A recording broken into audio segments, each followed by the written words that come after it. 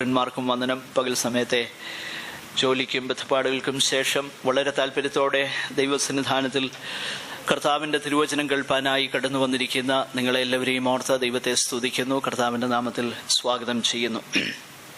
വളരെ പെട്ടെന്ന് തന്നെ ദൈവവചനത്തിലേക്ക് നമുക്ക് തിരിയാം. റോമാലേഖനം ആണല്ലോ നമ്മൾ പഠിച്ചുകൊണ്ടിരിക്കുന്നത്. റോമാലേഖനം 11-ാമത്തെ അധ്യായത്തിൽ നിന്നാണ് ഇന്ന് നമ്മൾ ചിന്തിക്കുവാനായി പോകുന്നത്. ആകയാൽ റോമർക്ക് എഴുതിയ ലേഖനം 11-ാം അധ്യായം അതിൻ്റെ 1 മുതൽ 10 വരെയുള്ളതാകുന്ന വേദഭാഗങ്ങൾ നമ്മൾ വായിക്കുകയും അതേ തുടർന്ന് നമ്മൾ ആ ഭാഗം ധ്യാനിക്കുകയും ചെയ്യും. എനിക്ക് തോന്നുന്നേ one of my young friends, you should read it. Romans chapter 11 beginning with verse 1 through to verse 10. ബാക്കിയുള്ളവർക്ക് അതേ വേദഭാഗം അവരവരുടെ ഭാഷയിലുള്ള മലയാളത്തിലോ തമിഴിലോ ആ വേദഭാഗം ശ്രദ്ധിക്കാവുന്നതാണ്.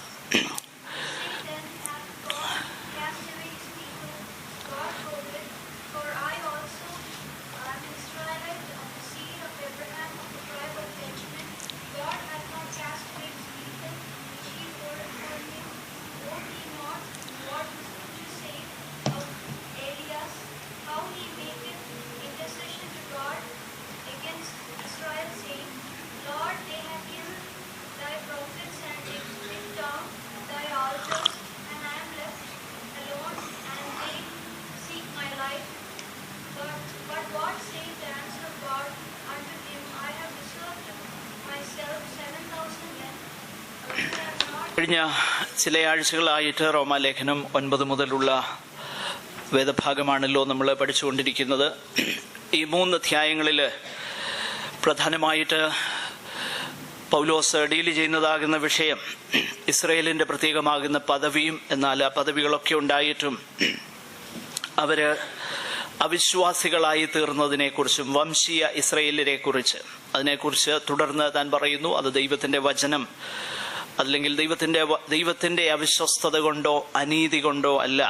9-ാം അധ്യായത്തിൽ നമ്മൾ കണ്ടു, തിരഞ്ഞെടുപ്പിൻ പ്രകാരമുള്ള ദൈവ നിർണയം മുഖാന്തരമാണ് അങ്ങനെ സംഭവിച്ചത്. അത് മാത്രമല്ല, 9:32 വരുമ്പോൾ ക്രിസ്തുവാകുന്ന ഇടർച്ചക്കല്ലിന്മേൽ അവർ തട്ടി ഇടറിയതുകൊണ്ട് അതിൻ്റെ ഉത്തരവാദിത്വം അവർക്ക് തന്നെയാണ്.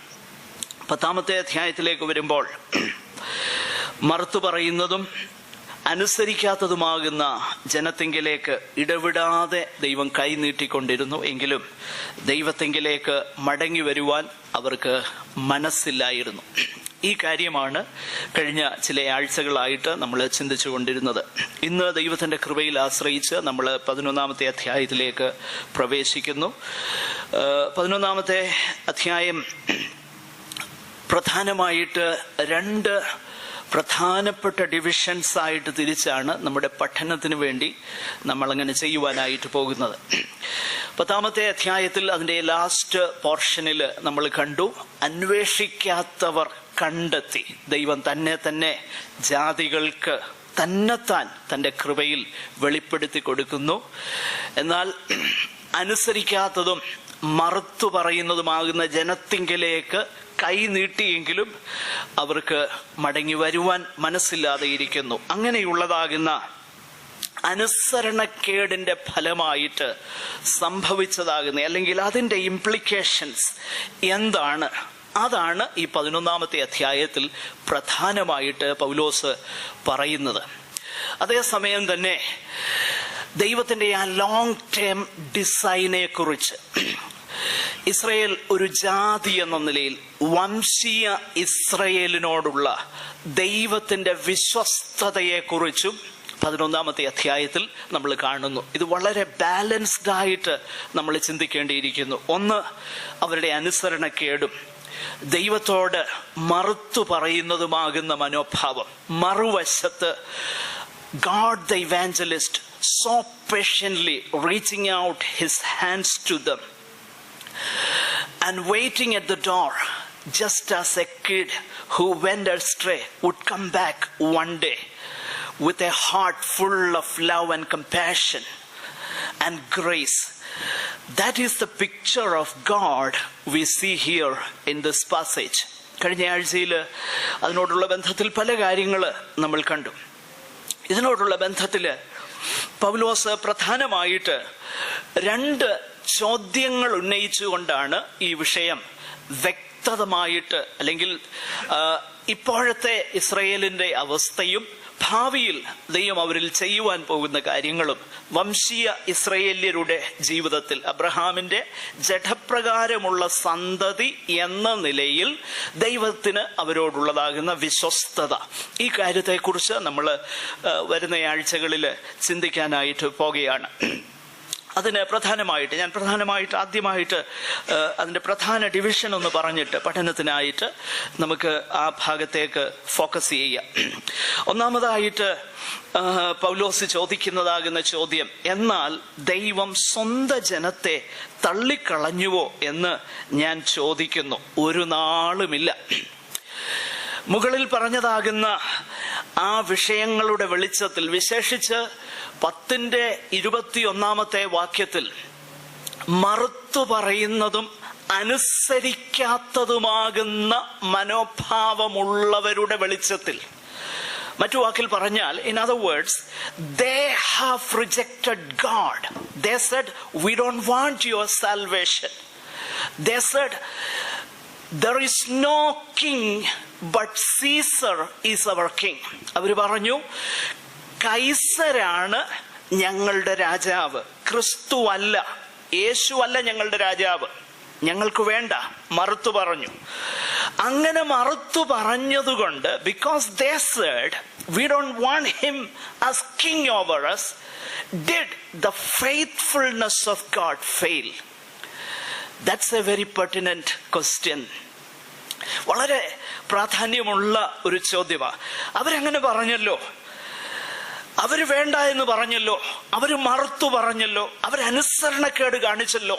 അങ്ങനെയെങ്കിൽ ദൈവം സ്വന്തം ജനത്തെ തള്ളിക്കളഞ്ഞോ? അതിന്റെ മറുപടിയായിട്ട് പൗലോസ് പറയുക, ഒരു നാളുമില്ല. പ്രിയമുള്ളവരെ, അത് താഴോട്ട് താൻ വിശദീകരിക്കുമ്പോൾ, ഇപ്പോൾ അവർ കൈവിടപ്പെട്ട ജാതി എന്ന നിലയിൽ ഒരു പക്ഷേ തോന്നുമെങ്കിലും അംശമാകുന്ന കാഠിന്യം അവർക്ക് ഭവിച്ചതുകൊണ്ടാണ് അങ്ങനെ സംഭവിച്ചത്. അംശമാകുന്ന കാഠിന്യം അവർക്ക് ഭവിച്ചു എങ്കിൽ തന്നെയും വിശ്വസിക്കുന്ന ഒരു ശേഷിത ഗണം, ഒരു ശേഷിപ്പ്, although they have rejected God, although they went astray from God, there is still a believing remnant. വിശ്വസിക്കുന്ന ഒരു ശേഷിത ഗണം അവരുടെ ഇടയിൽ ഇപ്പോഴും ഉണ്ട്. ആ പ്രസന്റ് സിറ്റുവേഷനെ കുറിച്ച് that Paul says a believing remnant remains even in such an unbelief, even in the midst of such an unbelief. അത്ര അവിശ്വാസമുള്ള ഇടത്തും വിശ്വസിക്കുന്നതാകുന്ന ഒരു ശേഷിത ഗണമുണ്ട്. അതാണ് പൗലോസ് 1 മുതൽ 10 വരെയുള്ളതാകുന്ന വാക്യങ്ങളിൽ പ്രധാനമായിട്ട് പറയുന്ന വിഷയം. രണ്ടാമത്തെ ചോദ്യം, ഒന്നാമത്തെ ഡിവിഷൻ അതാണ്, ദൈവം തന്റെ ജനത്തെ തള്ളിക്കളഞ്ഞുവോ? ഒരു നാളുമില്ല. രണ്ടാമത്തെ ചോദ്യം 11 വാക്യത്തിലേക്ക് വരുമ്പോൾ അവിടെ നമ്മൾ ഇങ്ങനെ വായിക്കുന്നു, എന്നാൽ അവർ വീഴേണ്ടതിനോ ഇടറിയത്. അവരിടറിപ്പോയി. ഇംഗ്ലീഷിൽ NIV കുറച്ചുകൂടെ വ്യക്തമാകുന്ന അർത്ഥം അത് തരുന്നുണ്ട്, മലയാളത്തിനേക്കാളും അല്പം കൂടെ വ്യക്തതയുണ്ട്. അതിങ്ങനെയാണ്, did they stumble so as to fall beyond recovery. അവര് സ്റ്റംബിൾ ചെയ്തു, അവര് വീണു, ഇടറി. കാര്യം ശരിയാണ്, പക്ഷെങ്കിൽ അവർക്കിനിയും റെസ്റ്റോറേഷൻ ഇല്ലാത്തതുപോലെ അവർ വീണുപോയോ? Did they stumble so as that there is no recovery? They fell beyond recovery. Did they fall beyond recovery? പൗലോസ് പറയുന്നു, by no means, not at all. അങ്ങനെയല്ല സംഭവിച്ചത്. പിന്നീട് താഴോട്ടുള്ളതാകുന്ന വാക്യഭാഗങ്ങൾ നമ്മൾ ശ്രദ്ധിച്ചു നോക്കിക്കഴിഞ്ഞാൽ, വിശേഷിച്ച് പൗലോസ് 11 മുതൽ 32 വരെയുള്ളതാകുന്ന വേദഭാഗത്ത്, അതായത് അവരുടെ ഇടർച്ച തന്നെ ലോകത്തിന് വലിയ നന്മ വരുവാൻ, അനുഗ്രഹം വരുവാൻ കാരണമായി എങ്കിൽ, അവരുടെ യഥാസ്ഥാപനം എത്ര നന്മയ്ക്ക് കാരണമായി തീരും എന്ന് പറഞ്ഞ് ദൈവത്തിൻ്റെ ആ വലിയ പ്രൊവിഷൻ, ദൈവത്തിൻ്റെ വലിയ കരുതൽ, ദൈവത്തെ ത്യജിച്ചു എങ്കിലും as a nation, as an ethnic group,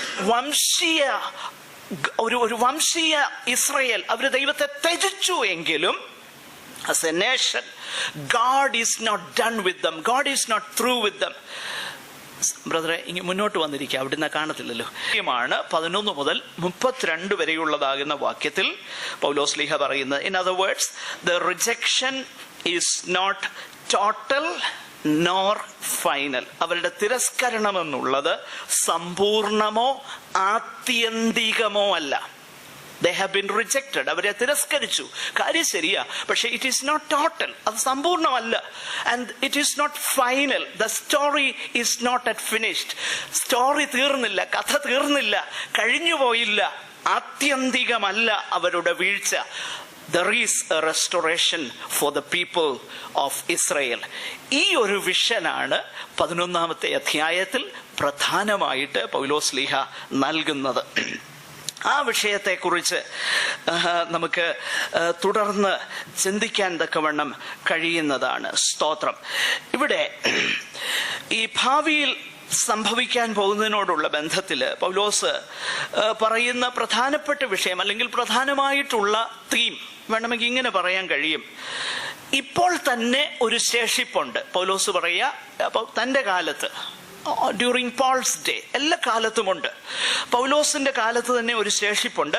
ഇനി ഭാവിയിൽ ഒരു യഥാസ്ഥാനവുമുണ്ട്. ഇതാണ് 11-ാമത്തെ അധ്യായം ഒരു സെന്റൻസിൽ പറയാൻ കഴിയുമെങ്കിൽ നമുക്ക് പറയാൻ കഴിയുന്നത് ഇങ്ങനെ പറയാൻ കഴിയും: there is still an Israelite remnant in the present, and there is going to be an Israelite recovery in the future, which will itself lead to blessing for the world. അങ്ങനെയുള്ളതാകുന്ന ഒരു റിക്കവറി, അങ്ങനെയുള്ളതാകുന്ന ഒരു യഥാസ്ഥാപനം ഒരു വലിയ അനുഗ്രഹത്തിലേക്ക് നയിക്കും. അതെന്താണെന്നൊക്കെ പിന്നീട് വരുന്ന ആഴ്ചകളിൽ നമ്മൾ ദൈവം അനുവദിച്ചാൽ ചിന്തിക്കുന്നതാണ്. ആകട്ടെ, നമുക്ക് ഈ ഭാഗത്തേക്ക് ഫോക്കസ് ചെയ്യാം. അതിൻ്റെ 11-ാം അധ്യായം 1 മുതൽ 10 വരെയുള്ളതാകുന്ന വേദഭാഗം നമുക്ക് ചിന്തിക്കാം. പൗലോസ് ചോദിക്കുന്നതാകുന്ന ഒരു ചോദ്യം, ഒന്നാമത്തെ ചോദ്യം ഞാൻ പറഞ്ഞു, ആ പ്രത്യേക പശ്ചാത്തലത്തിൽ, മുകളിൽ പറഞ്ഞതിന്റെ പശ്ചാത്തലത്തിൽ, അവര് ദൈവത്തെ തിരസ്കരിച്ചു. They have rejected God. അവര് ദൈവത്തോട് വേണ്ട എന്ന് പറഞ്ഞു, മറുത്തു പറഞ്ഞു, തള്ളിക്കളഞ്ഞു. എന്നാൽ ദൈവം അവരെ തള്ളിക്കളഞ്ഞു. പൗലോസ് പറയുന്നു, ഇല്ല, ദൈവം തന്റെ ജനത്തെ തള്ളിക്കളഞ്ഞിട്ടില്ല. വേദപുസ്തകം നമ്മൾ പഠിച്ചു നോക്കിക്കഴിഞ്ഞാൽ യഹൂദന്മാരുടെ പ്രവാചകന്മാരൊക്കെ, അല്ലെങ്കിൽ പഴയ നിയമത്തില് ദൈവത്തിന്റെ പരിശുദ്ധാത്മാവിനാൽ നിയന്ത്രിക്കപ്പെട്ട അനേക ഭക്തന്മാർ ഈ കാര്യം തന്നെ പറഞ്ഞിട്ടുണ്ട്. അവര് പറഞ്ഞതാകുന്ന ഒരു കാര്യം പൗലോസ് അങ്ങ് എടുത്തു പറഞ്ഞെന്നേ ഉള്ളൂ. നമുക്കൊന്ന് ശ്രദ്ധിക്കാം. ചില വാക്യങ്ങൾ പെട്ടെന്നൊന്ന് വായിക്കണമേ. അതിന്റെ 2-ാമത്തെ വാക്യത്തിലേക്ക് നമ്മൾ വരുമ്പോൾ, ദൈവം മുന്നറിഞ്ഞിട്ടുള്ള തന്റെ ജനത്തെ തള്ളിക്കളഞ്ഞിട്ടില്ല. Did God reject them? ദൈവം അവരെ തള്ളിക്കളഞ്ഞോ? പൗലോസ് പറയുന്നു, മറുപടി ഇല്ല, ദൈവം തള്ളിക്കളഞ്ഞിട്ടില്ല. 94-ാം സങ്കീർത്തനം അതിന്റെ 14-ാം വാക്യവും 1 ശമൂവേൽ 12:22 പെട്ടെന്നൊന്ന് വായിച്ച് നമുക്ക് മുൻപോട്ട് പോകാം. നോക്കുക, യഹോവ തന്റെ ജനത്തെ തള്ളിക്കളയത്തില്ല. കാരണം ദൈവം ഒരിക്കലും ഒരു ഉടമ്പടി ചെയ്താൽ, ദൈവം ഒരു കവനന്റ് ചെയ്താൽ, അത് വലിയ ഉറപ്പുള്ള ഒരു കവനന്റാ. ദൈവം ഒരിക്കലും ഒരു വാക്ക് പറഞ്ഞാൽ അത് മാറ്റുകയില്ല. ഇറ്റ് ഈസ് സോ ഫേ. അതുകൊണ്ട് ആ പ്രത്യേക വേദഭാഗത്തുള്ള ഒരു കാര്യം തന്നെയാണ് പൗലോസ് ഇവിടെ പറയുന്നത്. 1 ശമൂവേൽ അതിന്റെ 12:22 കൂടെ ഒന്ന് വായിച്ചേ.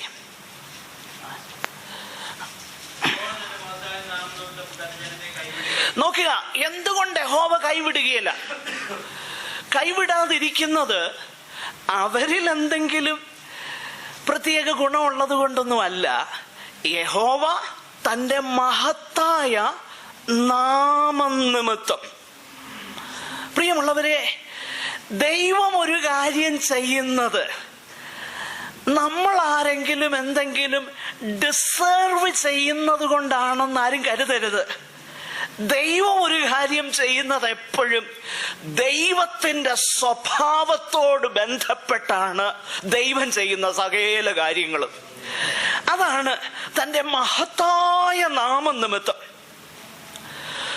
തൻ്റെ മഹത്തായ നാമനിമിത്തം. ഈ നാമത്തെക്കുറിച്ചാണ് മോശ ഒരിക്കൽ ദൈവത്തോട് പറയുന്നത്.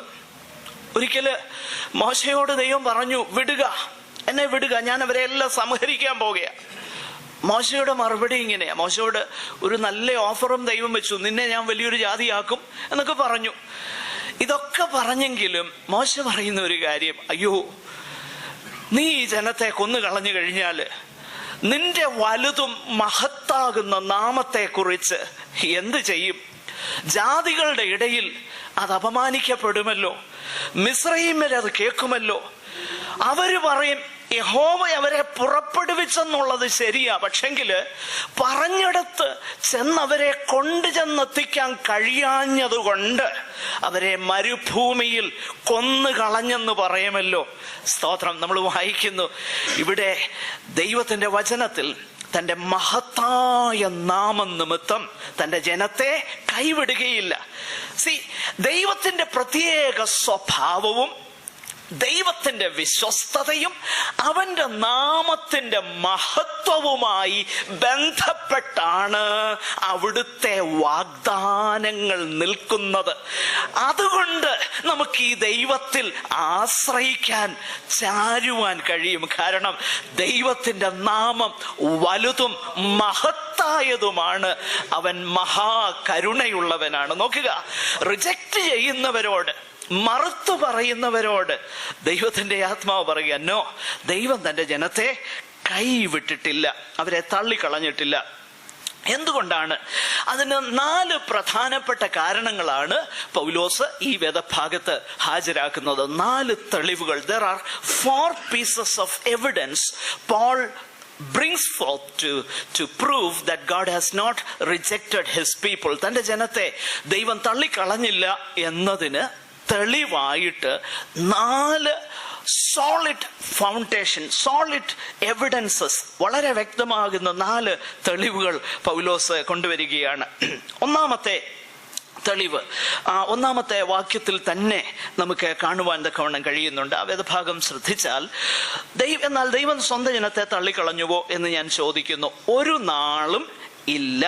എന്നിട്ട് പൗലോസ് പറയുക, ഞാനും ഇസ്രയേല്യനല്ലോ.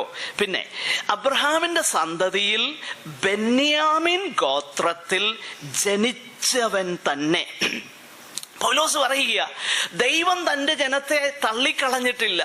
പൗലോസെ, പ്രൂഫ് എന്താ? തെളിവെന്തുവാ? ഞാനാ പ്രൂഫ്, ഞാനാ തെളിവ്. ദൈവം തള്ളിക്കളഞ്ഞിട്ടില്ല എന്നുള്ളതിന്റെ ഏറ്റവും വലിയ തെളിവ് ഞാനാ. എന്താ അങ്ങനെ പറയുന്നതിന്റെ കാര്യം? അങ്ങനെ പറയാൻ കാരണമുണ്ട്. ഞാനാണെങ്കിൽ നിഷ്ഠൂരനായിരുന്നു, ഞാനാണ് ഉപദ്രവിയായിരുന്നു, ഞാനാണ് സഭയെ കൊന്നു മുടിച്ചവനായി, ഇല്ലായ്മയാക്കാനായിട്ട് ഇറങ്ങി പുറപ്പെട്ടവനായിരുന്നു. ആ എന്നെ ദൈവം രക്ഷിച്ചല്ലോ. അതാണ് തെളിവ്. സ്തോത്രം. ദൈവം തന്നെ ജനത്തെ തള്ളിക്കളഞ്ഞിട്ടില്ല എന്നതിന്റെ തെളിവായിട്ട് പൗലോസ് പറയുക, അതിന് തെളിവായിട്ട് ഞാൻ എന്നെ തന്നെ ആദ്യം പ്രസന്റ് ചെയ്യുക. അങ്ങനെ പ്രസന്റ് ചെയ്യുമ്പോൾ ഇവിടെ ഒരു കാര്യം പ്രത്യേകിച്ച് ശ്രദ്ധിക്കാനുണ്ട്. അത് നമ്മൾ പഠിക്കുന്ന ആ വിഷയത്തോട് ചേർന്ന് വരുന്നതാണ്. കാരണം നമ്മൾ വളരെ വെൽ ബാലൻസ്ഡ് ആയിരിക്കണം നമ്മുടെ വേദപുസ്തക പഠനം. വേദപുസ്തകത്തിലുള്ളത് അതുപോലെ നമ്മൾ ഗ്രഹിക്കണം. അവിടെ പൗലോസ് പറയുമ്പോൾ പ്രത്യേക കാര്യം താൻ എടുത്തു പറയുന്നത് എന്താണ്? വേണമെങ്കിൽ ഞാൻ ഇസ്രായേല്യനാണ് എന്ന് വേണമെങ്കിൽ പറഞ്ഞു നിർത്താമായിരുന്നു, ഞാൻ യഹൂദനാണ് എന്നെ ദൈവം രക്ഷിച്ചല്ലോ എന്ന് വേണമെങ്കിൽ പറഞ്ഞു നിർത്താമായിരുന്നു. എന്നാൽ പൗലോസ് അത്രയും പറഞ്ഞ് അവസാനിപ്പിക്കുന്നില്ല. പിന്നെ പറയുകയാണ്, ഞാൻ അബ്രഹാമിന്റെ സന്തതിയാണെന്ന് മാത്രമല്ല, ഞാൻ ബെന്യാമിൻ ഗോത്രത്തിൽ ജനിച്ചവനാണ്. എന്തിനാണത് പറയുന്നത്? അതിനൊരു പ്രത്യേക കാരണമുണ്ട്. പൗലോസ് അങ്ങനെ തൻ്റെ ഗോത്രത്തെക്കുറിച്ചും തൻ്റെ വംശപാരമ്പര്യത്തെക്കുറിച്ചും മറ്റു പല ഭാഗങ്ങളിൽ പറഞ്ഞിട്ടുള്ളത്, പ്രത്യേകിച്ച് ഫിലിപ്പി ലേഖനത്തിൽ നമ്മൾ കാണുന്നത്, അവിടെ പറഞ്ഞിട്ടുള്ളത് അതൊക്കെ ഛേദമെന്ന് താൻ എണ്ണി എന്ന് പറയാൻ വേണ്ടിയിട്ടാണ് ഫിലിപ്പി ലേഖനത്തിൽ പറഞ്ഞിട്ടുള്ളത്. എന്നാൽ ഇവിടെ അതിനു വേണ്ടിയിട്ടല്ല ഇത് പറഞ്ഞേക്കുന്നത്.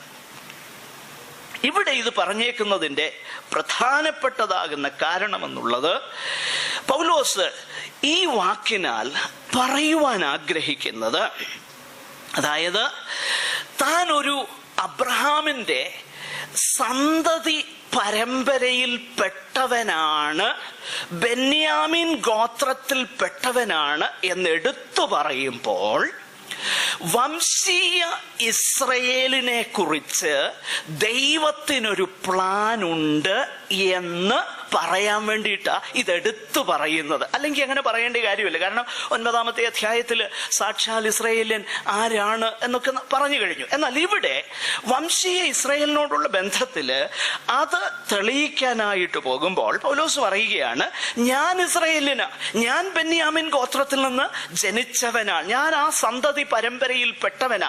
എന്താണ് പറയാൻ ഉദ്ദേശിക്കുന്നത്? അതിന്റെ അർത്ഥം ഇതാണ്, എന്നെ ദൈവം തെരഞ്ഞെടുത്തെങ്കിൽ ഒരു പക്ഷേ ആദ്യ ഫലം എന്ന നിലയിൽ എന്നെയും മറ്റു പലരെയും ദൈവം തെരഞ്ഞെടുത്തു. അതിന്റെ അർത്ഥം ഇസ്രയേൽ വംശത്തോട് ദൈവത്തിന്റെ ഡീലിങ്സ് തീർന്നിട്ടില്ല. ദൈവത്തിന്റെ പ്രവൃത്തി തക്ക സമയത്ത് ദൈവം ചെയ്യുക തന്നെ ചെയ്യും. അതിനൊരു തെളിവായിട്ട് പൗലോസ് തന്നെ പ്രസന്റ് ചെയ്യുകയാണ്. അങ്ങനെ വരുമ്പോൾ ന്യായമായിട്ട് നമുക്ക് ഒരു സംശയം തോന്നുവാനായിട്ട് സാധ്യതയുണ്ട്. ആ സംശയം പ്രത്യേകിച്ച് നിങ്ങൾ ചിലരെന്നോട് അത് ചോദിക്കുകയും ചെയ്തു. എനിക്ക് വളരെ സന്തോഷം തോന്നി. കാരണം ദൈവത്തിൻ്റെ വചനം നിങ്ങൾ വായിക്കുന്നുവല്ലോ, പഠിക്കുന്നുവല്ലോ എന്നുള്ളത് ഓർത്ത്. 26-ാമത്തെ വാക്യത്തിലേക്ക് വരുമ്പോൾ, 11:26 വരുമ്പോൾ, അവിടെ ഒന്ന് വായിക്കാമോ? മതിയാവും. അതിന്റെ 25-ഉം 26-ഉം വാക്യങ്ങൾ നമ്മൾ ശ്രദ്ധിച്ചാൽ, ഇങ്ങനെ ഇസ്രയേൽ മുഴുവൻ രക്ഷിക്കപ്പെടുമെന്ന് പൗലോസ് പറഞ്ഞേക്കുന്നു. അതിനെക്കുറിച്ചൊക്കെ പിന്നീട് നമ്മൾ വിശദമായിട്ട് ചിന്തിക്കും. എന്നാൽ പ്രാരംഭമായിട്ട് ചില തെറ്റായ ചിന്തകൾ മനസ്സിൽ കടന്നു വരാതിരിക്കേണ്ടതിന് അതൊന്ന് ക്ലിയർ ചെയ്ത് നമുക്ക് മുൻപോട്ട് പോകാം. ഇസ്രയേലിനെ കുറിച്ചുള്ള ദൈവത്തിന്റെ ഭാവിയെക്കുറിച്ച് പൗലോസ് പറയുന്നു. അതേസമയം തന്നെ ഇസ്രയേൽ മുഴുവനായും രക്ഷിക്കപ്പെടും എന്ന് താൻ പറയുന്നു. ഇതിന്റെ അർത്ഥം എന്താ? ഒരുവൻ ഇസ്രയേല്യനായതുകൊണ്ട്, ഒരുവൻ അബ്രഹാമിന്റെ സന്തതി ആയതുകൊണ്ട്, ഒരുവൻ ആ ഗോത്രത്തിൽ പിറന്നു എന്ന ഒറ്റ കാരണത്താൽ അവൻ രക്ഷിക്കപ്പെടുമോ? അവൻ ക്രിസ്തുവിനെ റിജക്റ്റ് ചെയ്തു, അവന് വിശ്വാസമില്ല, അവൻ അന്യദൈവങ്ങളെ സേവിക്കുന്നവനാണ്. പക്ഷെ അവൻ ആരാ? ഇസ്രയേലിൽ പിറന്നു, ഇസ്രയേലിൽ സന്തതിയായി. അപ്പോൾ ഈ വാക്യത്തിന്റെ വെളിച്ചത്തിൽ അവൻ ഇസ്രയേൽ ഗോത്രത്തിൽ പിറന്നു എന്ന ഒറ്റ കാരണത്താൽ ദൈവം അവരെ രക്ഷിക്കുമോ? ഇല്ല. എന്തുകൊണ്ട് രക്ഷിക്കുകയില്ലെന്ന് പറയുന്നു? അതിന് ദൈവത്തിന്റെ വചനം നൽകുന്ന തെളിവുകൾ നമുക്ക് ശ്രദ്ധിക്കാം. പഴയ നിയമവും പുതിയ നിയമവും അത് വളരെ വ്യക്തതയോടെ പറയുന്നുണ്ട്. ഒരുവൻ ഇസ്രയേൽ ഗോത്രത്തിൽ, അല്ലെങ്കിൽ അവനൊരു ഇസ്രയേല്യനായി, അവനൊരു ഫിസിക്കൽ ഡിസെൻഡന്റ് ഓഫ് അബ്രഹാം ആയി എന്ന ഒറ്റ കാരണത്താൽ അവൻ രക്ഷിക്കപ്പെടുകയില്ല. എന്തുകൊണ്ട് രക്ഷിക്കപ്പെടുകയില്ല? ദൈവത്തിന്റെ വചനം എന്ത് നമ്മെ പഠിപ്പിക്കുന്നു? വേദഭാഗങ്ങൾ വായിച്ച് മുൻപോട്ട് പോകണം. കാരണം ആ കാര്യം ക്ലിയർ ചെയ്ത് നമുക്ക് മുൻപോട്ട് പോകാം. എങ്കിൽ തന്നെയും പിന്നീട് ഈ വേദഭാഗം നമുക്ക് വിശദമായി പിന്നീട് ചിന്തിക്കുകയും ചെയ്യാം. ഒന്നാമതായിട്ട് എഹെസ്കേലിന്റെ പ്രവചനം 18:20, മറ്റൊരാള് ദാനിയേലിന്റെ പ്രവചനം 12:1-2 വാക്യങ്ങളും വായിക്കണം പഴയ നിയമത്തിൽ നിന്ന്. എഹെസ്കേൽ 18:20, പാപം ചെയ്യുന്ന ദേഹി. അപ്പോൾ നോക്കുക, അവിടെ പറഞ്ഞേക്കുന്ന വിഷയം നമുക്കറിയാം. പാപം ചെയ്യുന്ന ദേഹി എന്ത് ചെയ്യും? മരിക്കും. അതിന് യാതൊരു വ്യത്യാസവും ഇല്ല. പഴയ നിയമകാലത്ത് മോശയോടും ദൈവം ഇത് തന്നെയാ പറയുന്നത്. മോശ പറയുന്ന കാര്യം എന്താണെന്നറിയാമോ? എൻ്റെ പേര് നിന്റെ പുസ്തകത്തിൽ നിന്ന് അങ്ങ് മായ്ച്ചു കള. ഉടനെ കർത്താവ് പറയുന്ന മറുപടി, നോ, എന്നോട് അകൃത്യം ചെയ്തവന്റെ പേർ ഞാൻ എൻ്റെ പുസ്തകത്തിൽ നിന്ന് മായ്ച്ചു കളയും. യെഹെസ്കേൽ പ്രവചനവും അത് തന്നെ പറയുന്നു. പാപം ചെയ്യുന്ന ദേഹി എന്ത് ചെയ്യും? മരിക്കും. അപ്പൻ ഗുണം ചെയ്തതുകൊണ്ട് മകന് ഗുണം ഉണ്ടാകത്തില്ല. അപ്പൻ തെറ്റ് ചെയ്യുകയും മകൻ നന്നാകുകയും ചെയ്താൽ അപ്പന്റെ കുറ്റം അവന്റെ മേൽ കണക്കിടുകയില്ല. ഇതൊക്കെയാണ് യെഹെസ്കേൽ പറയുന്നത്. പാപം ചെയ്യുന്ന ദേഹി ആരാണെങ്കിലും മരിക്കും, അതിന് യാതൊരു സംശയവുമില്ല. ഇസ്രായേലിനായാലും കൊള്ളാം, ആരാണെങ്കിലും കൊള്ളാം. ആകട്ടെ, ദാനിയേലിന്റെ പ്രവചനം 12:1-2. ദാനിയേൽ 12:1-2.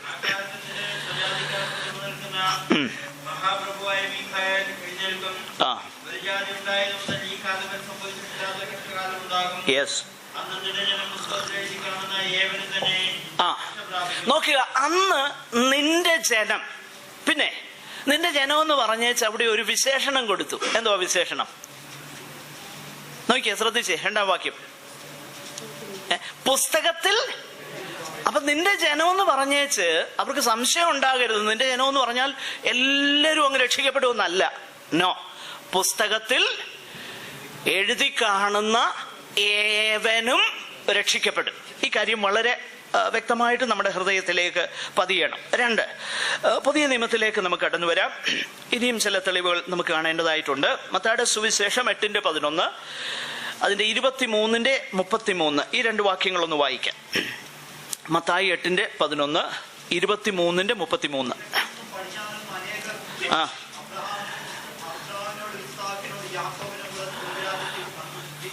പന്തിയിരിക്കും. രാജ്യത്തിന്റെ പുത്രന്മാരെയോ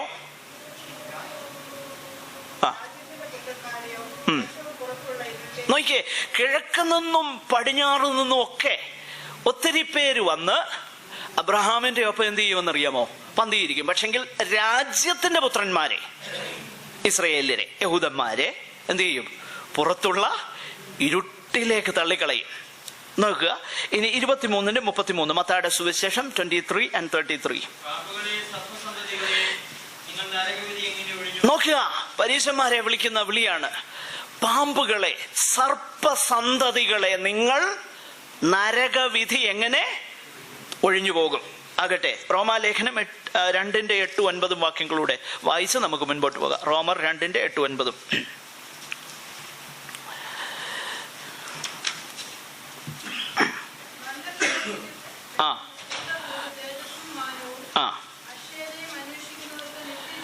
യെസ്.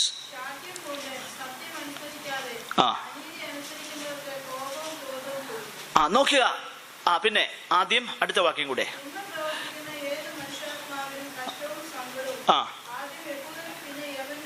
നോക്കുക, ആദ്യം യഹൂദനും പിന്നെ യമനും വരും. താഴോട്ട് നന്മയെ കുറിച്ച് പറയുമ്പോഴും എന്തുവാ? ആദ്യം യഹൂദനും പിന്നെ യമനും വരും. അപ്പോൾ ആ കാര്യം വളരെ ക്ലിയറാ. അപ്പോൾ ഒരു വ്യക്തി അങ്ങനെ ഇസ്രായേൽ എല്ലാവരും രക്ഷിക്കപ്പെടുമെന്ന് പറയുന്നതിന്റെ അർത്ഥം എല്ലാവരും, ജീവനോടുള്ള എല്ലാ ഇസ്രായേലരും അവർ ഇസ്രായേലരായിരിക്കുന്നു എന്ന ഒരു കാരണം കൊണ്ട് രക്ഷിക്കപ്പെടുമെന്നല്ല. നേരെ മറിച്ച് നമ്മൾ റോമാലേഖനത്തിൽ അതിന്റെ 9-ാം അധ്യായം 8-ാം വാക്യത്തിൽ നമ്മൾ ആ കാര്യം കണ്ടതാണ്. ഒരു പ്രത്യേക പ്രിൻസിപ്പിൾ. അതായത് 9-ാം അധ്യായം അതിന്റെ 8-ാം വാക്യത്തിൽ അതിന്റെ അർത്ഥമോ ജഡപ്രകാരം ജനിച്ച മക്കളല്ല ദൈവത്തിന്റെ മക്കൾ, വാഗ്ദത്ത പ്രകാരം ജനിച്ച മക്കളെ അത്രേ സന്തതി എന്ന് എണ്ണുന്നു.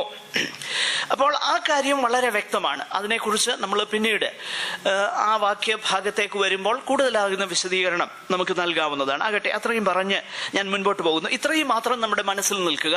അതായത് ഒരു മനുഷ്യന്റെ അവൻ ഏത് ജാതിയിലായിരിക്കുന്നു എന്ന കാരണം കൊണ്ട് അവൻ രക്ഷപ്പെടുകയോ അവൻ നശിച്ചു പോവുകയോ ചെയ്യത്തില്ല. അവൻ ഏത് ജാതിയിലായിരിക്കുന്നു എന്ന ഒറ്റ കാരണത്താൽ അവൻ രക്ഷപ്പെടുകയോ ഇല്ല, നശിക്കുകയുമില്ല. സ്തോത്രം. രക്ഷ യഹൂദനും യവനനും ഒരുപോലെ ദൈവം സൗജന്യമായി ദാനമായി നൽകിയിരിക്കുകയാണ്. ഇവിടെ ഈ വേദഭാഗത്ത് ആദ്യം പൗലോസ് ചോദിക്കുന്നതാകുന്ന ചോദ്യം, ഞാനും ഇസ്രായേലിനല്ലോ എന്നൊക്കെ പറഞ്ഞ ശേഷം അതിൻ്റെ താഴോട്ട് താൻ പറയുന്നതാകുന്ന കാര്യം ഇങ്ങനെയാണ്: താൻ മുന്നറിഞ്ഞതാകുന്ന തൻ്റെ ജനത്തെ ദൈവം തള്ളിക്കളഞ്ഞിട്ടില്ല. അപ്പോൾ മുന്നറിഞ്ഞ ജനത്തെ തള്ളിക്കളഞ്ഞിട്ടില്ല എന്ന് പറയുമ്പോൾ നിശ്ചയമായിട്ടും ആ 5-ാമത്തെ വാക്യത്തിൽ പറയുന്ന തിരഞ്ഞെടുപ്പിൻ പ്രകാരമുള്ള ഒരു ശേഷിപ്പാണെന്ന് നമുക്ക് പറയാം. അത് ഏകദേശം ശരിയുമാണ്. എന്നാൽ മറ്റൊരു കാര്യം പ്രാധാന്യത്തോടെ നമ്മൾ മനസ്സിലാക്കേണ്ടതായിട്ടുണ്ട്. ദൈവം ഭാവിയിൽ ഈ എത്തനിക് ഇസ്രയേലിനെ അവർക്ക് രക്ഷപ്പെടുവാനുള്ളതാകുന്ന അവസരം ദൈവം ഒരുക്കും. അങ്ങനെ ഒരുക്കുമ്പോൾ അന്ന് ജീവനോടെ ഇരിക്കുന്ന ഇസ്രയേല്യരൊക്കെയും രക്ഷിക്കപ്പെടും. അവരാരൊക്കെ ആ രക്ഷയുടെ ഓഫർ അവർ സ്വീകരിക്കുമോ, കുത്തിയവങ്കലേക്ക് അവർ നോക്കുമോ, ആ സന്ദർഭത്തിൽ ആരൊക്കെ ഉണ്ടോ അവരൊക്കെ എന്ത് ചെയ്യുമെന്നറിയാമോ? രക്ഷപ്പെടും. ആ കാര്യത്തെക്കുറിച്ചാണ് പൗലോസ് പറയുന്നത്. സ്തോത്രം. അതായത് നമ്മൾ ഒരു കാര്യം അതിൻ്റെ ഇടയ്ക്ക് ഞാനൊന്ന് പറഞ്ഞു പോകട്ടെ.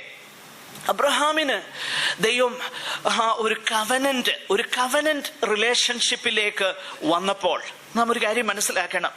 എബ്രഹാമിക് കവനന്റ്, എബ്രഹാമിനോട് ദൈവം ചെയ്തതാകുന്ന ആ കവനന്റ്, ആ ഉടമ്പടി ഇങ്ങനെയാ. ദൈവം തന്നെയാണ് ഉടമ്പടി ചെയ്യുന്നത്. യാതൊരു വിധമാകുന്ന ഡിമാൻഡ്സും വെക്കാതെ ഏകപക്ഷീയമാകുന്ന ഒരു ഉടമ്പടി ദൈവം അബ്രഹാമിനോട് ചെയ്യുകയാണ്.